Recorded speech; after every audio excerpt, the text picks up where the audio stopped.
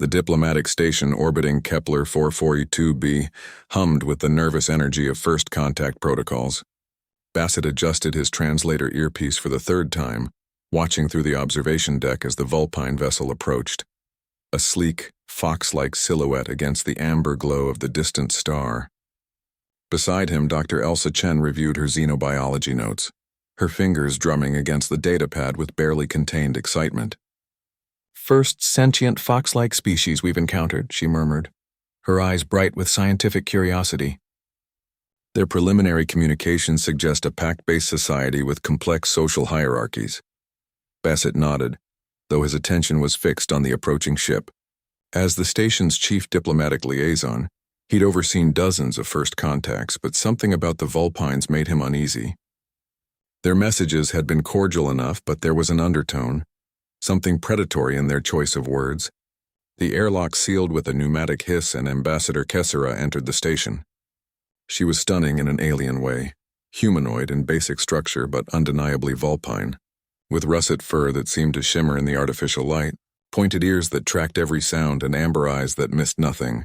Her delegation followed behind her, 3 other Vulpines in what appeared to be military dress. "Welcome to Station Harmony," Bassett said, stepping forward with the practiced smile of a seasoned diplomat.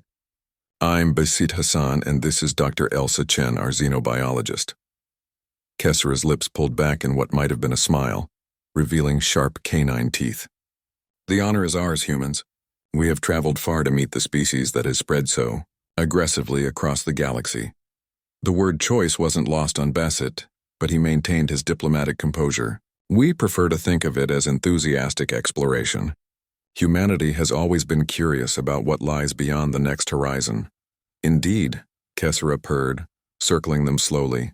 Elsa's hand tightened on her datapad as the Vulpine ambassador moved with predatory grace. "Such a curious species. Tell me, how do your kind handle dominance disputes?" Before Basit could respond, Kessera struck. Her hand shot out, grasping his wrist with surprising strength, and her teeth sank into the flesh of his forearm, through his diplomatic jacket. Elsa gasped, reaching for her emergency communicator. But the other Vulpines moved to block the exits.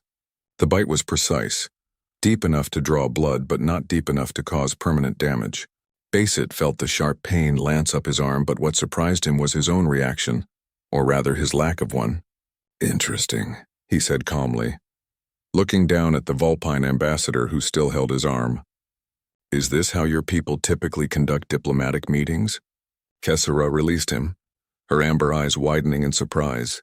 Among her people, such a bite was a dominance display, meant to establish hierarchy.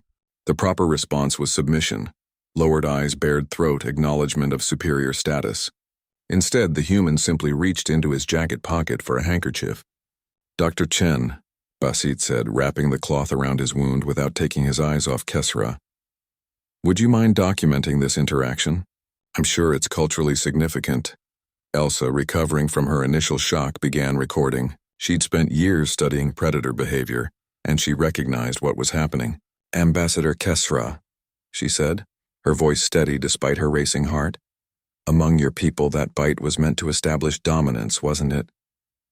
The Vulpine straightened, her tail bristling slightly. You should submit. You should show throat, acknowledge my superiority." "Should I?" Bassett asked, genuine curiosity in his voice. "Why?" The simple question seemed to break something in Kessera's worldview. Her pack had studied human broadcasts, their wars, their conflicts. They'd seen a species that appeared strong but scattered, always fighting among themselves.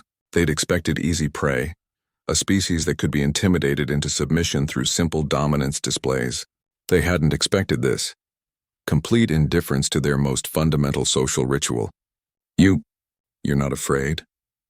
one of the other Vulpines asked, his carefully modulated English betraying uncertainty. "Of what?"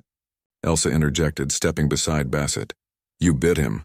It hurt, he'll heal. What exactly am I supposed to be afraid of?" Kessera began to pace, agitation clear in every movement. "We are apex predators. We have conquered 17 star systems. When we display dominance, lesser species submit." "Ah," Basit said, understanding dawning. "I see the confusion. You've mistaken us for a species that operates on pure hierarchical dominance structures."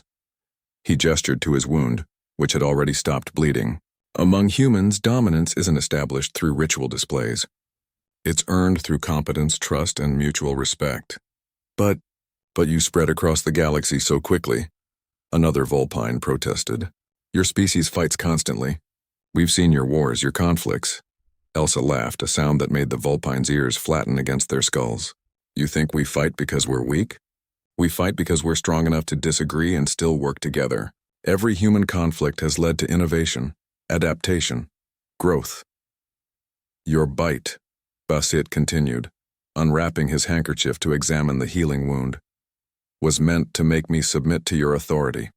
But I don't submit to authority because it frightens me. I work with authority because it's mutually beneficial. He looked directly into Kesra's amber eyes. The question is, what kind of authority do you intend to be? The silence stretched between them, broken only by the hum of the station's life support systems. Kesra's worldview was crumbling. Her species had built their entire expansion on the principle that showing dominance would create submission. But these humans, they simply absorbed the dominance display and moved on, treating it like any other cultural curiosity. We studied your species, Kesra said, her voice smaller than before. Your conflicts, your wars, our growth phases, Elsa corrected. Every conflict taught us something. Every war made us adapt. You want to know what makes humans truly dangerous? It's not that we don't fear dominance displays, it's that we learn from them.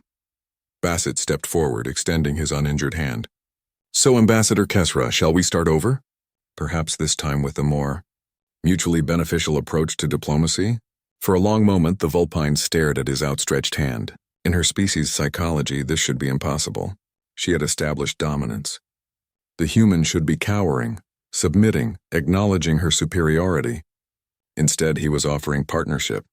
Slowly, almost reluctantly, she reached out and shook his hand. We may have misjudged your species, she admitted. Most do, Elsa said with a smile. We're used to it. The galaxy keeps expecting us to be something we're not, but we just keep being us. As the formal negotiations began in earnest, Kesra found herself constantly surprised by humanity's approach. They didn't seek to dominate or submit. They simply adapted, learned, and moved forward. By the end of the session, she understood why 17 species had joined the human coalition not through conquest, but through choice. The Vulpines had expected to find prey. Instead, they had found something far more dangerous. Partners who couldn't be intimidated into submission, only inspired to cooperation. And in the growing alliance between their species, Kesra began to see a new kind of strength entirely.